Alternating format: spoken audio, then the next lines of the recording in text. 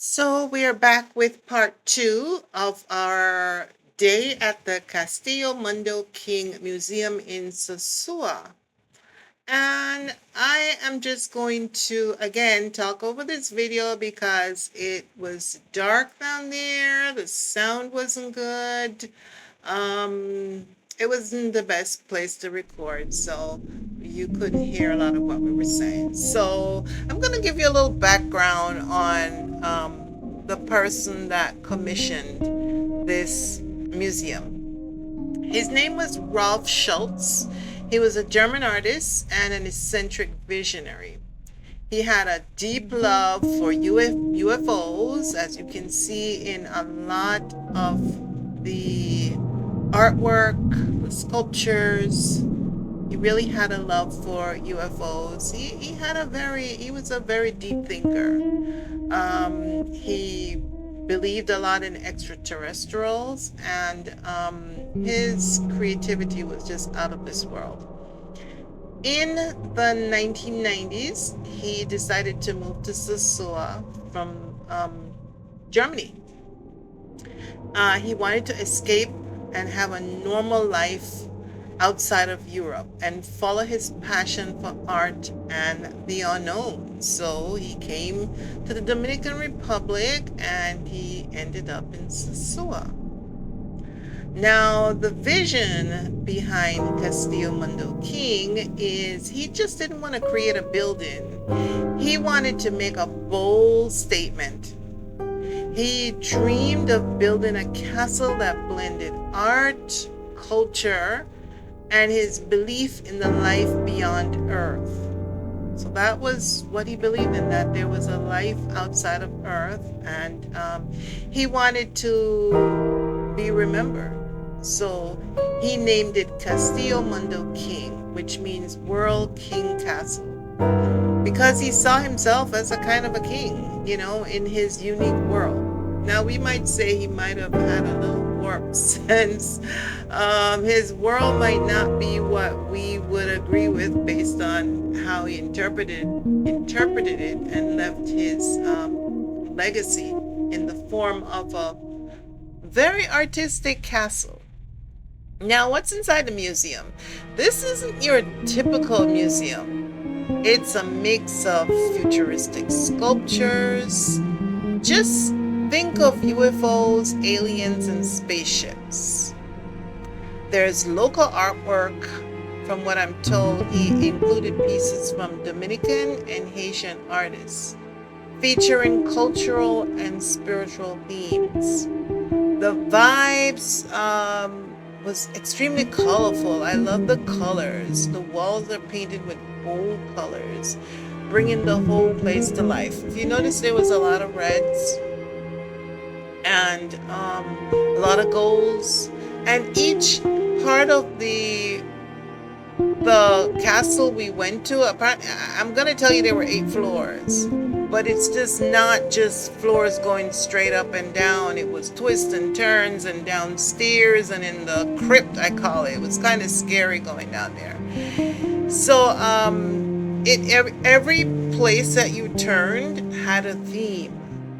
So the bizarre artifacts, from giant masks to surreal sculptures, this collection was a great Instagram worthy if you're an influencer and you wanted to take great pictures, or if you were looking for somewhere to take a photo shoot, if you're a model. I mean, it can be just about anything you want it to be. It was really very, very interesting. Your eyes just kept moving. We didn't even know where to start. We didn't know where to look. We didn't know where to stop. There was just so much going on. And it's been raining here in DR, I would say, for almost 3 months. So we got a good day.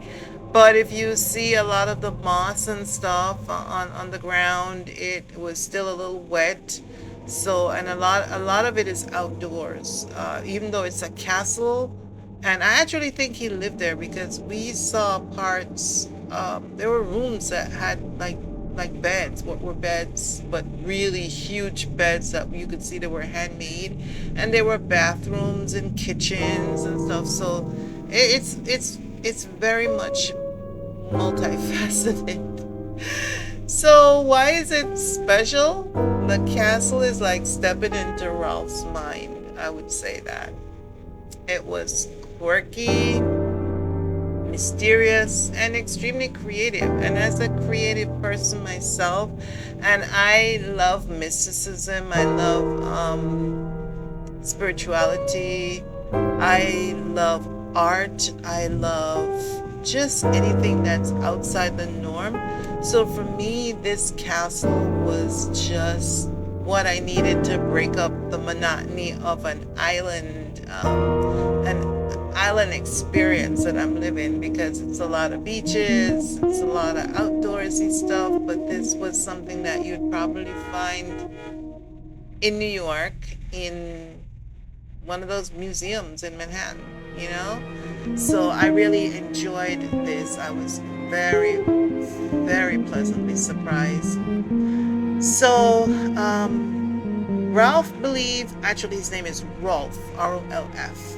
He believed that one day extraterrestrials would return to Earth and his castle would be their landing spot. Whether or not you believe in UFOs, you can't help but admire his dedication to his wild dream. He really had a dream, and I appreciate when someone is able to bring their dreams to life, and he also left a legacy. So what happened to Ralph Shelf was he passed away in 2018, but his dream lives on through the museum. Today, it's really a must-visit spot, and I'm surprised that it's not promoted more, because I just happened to find this. I was scrolling around online one day and I saw it, and I'm like, wait a minute, I used to live in Sosua. I've never heard of this museum. I've been down that block. I've been to a restaurant down that block, really nice restaurant, but going further down, you will see the museum. It's just not promoted. I don't know why. But anyway, it's a must visit spot in Sosua. And from what I understand, people come just not for the art, but also for the vibes, and the wonder and the mystery. You know, he left behind a really nice legacy for Sosua, and I hope they promote it more. And it should really be more. It should be included in places to go for tourists. You know, because it's really a nice place.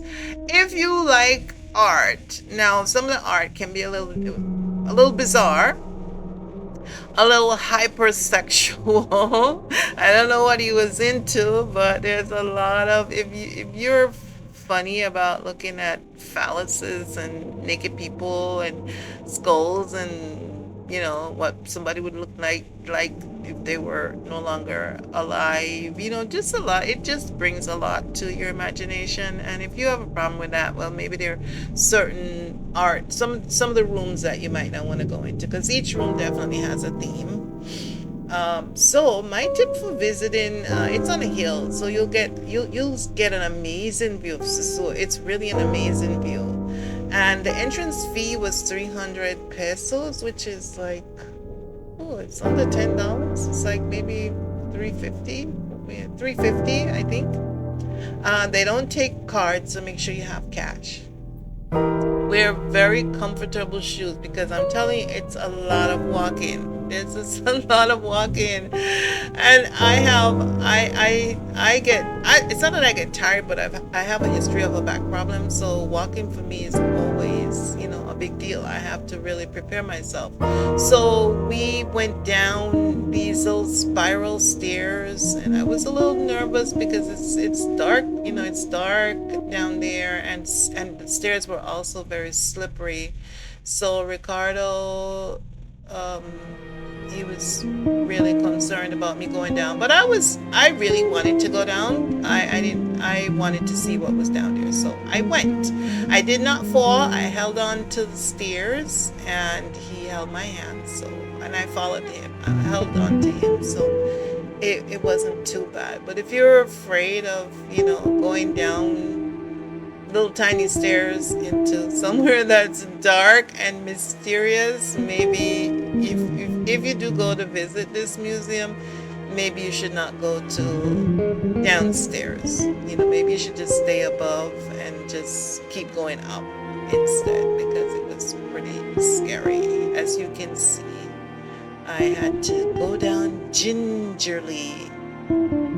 So yeah, wear comfortable shoes because the castle has multiple levels and very narrow staircases, and some of the staircases don't have handrails, so you have to hold on to the walls.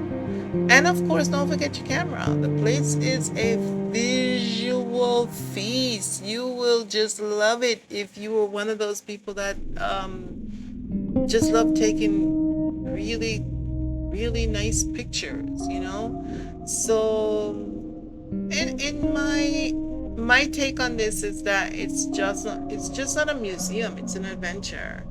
This was his imagination, and he brought it to life. And a lot of us live our lives, and we have dreams, and we want to do things, and we're fearful.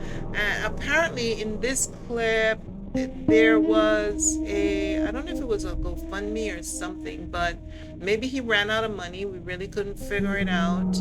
And there was posters, like replicas, or maybe it's actual posters that they had put up, that he wanted donations to finish the project.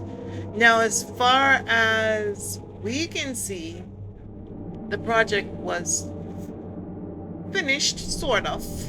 Wasn't totally finished. We got to, I think, there are 8 floors, including down in the dungeon, I call it. And I think we got to about 6, and I was really tired then. I couldn't go. I just couldn't go anymore. There was my brain was on overload, and there was just so much to take in. I took a ton load of pictures. Ricardo wanted to sit on the chairs that look like thrones, so we took some pictures there, and we both enjoyed it. There's one of the thrones, and I am using for this video, it's a DJI, and it's like a GoPro. So he had it over his chest, so we didn't have to hold, well, not me, I wasn't videotaping. He didn't have to hold a selfie stick or anything. It was basically on his body. And it's one thing I like about this DJI. It has so many attachments. It's really for adventure type videoing. So this was an adventure because we didn't know what to expect, and I didn't want to have to hold on to a camera or anything, so it straps around your body. So if you notice, some of the shots are might not be perfect, but it's because he was walking. So in this picture you can see we were down in the dungeon, and it was quite interesting. He had a lot of artwork, with what looked like space aliens, and then some of them were African art with a lot of huge phalluses, and something that looked like somebody who had passed on and had become a skeleton, and it was on a podium. I interpreted what I could interpret based on my knowledge of things, what I think it could be, but I'm not Rolf. I'm not in his mind, but his mind definitely had a lot of imagination. I actually thought some of these artifacts and statues and stuff were imported from various African countries. I saw what looked like could have been Mexican art. There could have been some. I love Gaia, and I watch a lot of Ancient Aliens because I like that stuff. And what looked like the some of the mysteries of the ancient mysteries that they haven't been able to solve. There are 3 huge heads that look like Easter Island. I don't know if any of you guys have watched anything to do with some of those ancient, like the crop circles and Easter Island and those things, that they just haven't been able to figure out how it was done. So I'm not gonna try to, this is not about religion for me or anything. This is just a museum that a man that had a vision and wanted to bring it to life, and he brought it to life based on what he believed in. And I'm just trying to interpret. I tried to interpret it as much as I could because I didn't know. I don't think these things are real. I don't think these were real people, real skeletons. I think these are just very well done sculptures. So thanks for watching, and go visit. You will enjoy it. We really had a blast. We went home, we were tired, we were hungry, and we'll definitely be going back again. So if you're ever in Sosua, go visit this museum. I think you will enjoy it. Thank you.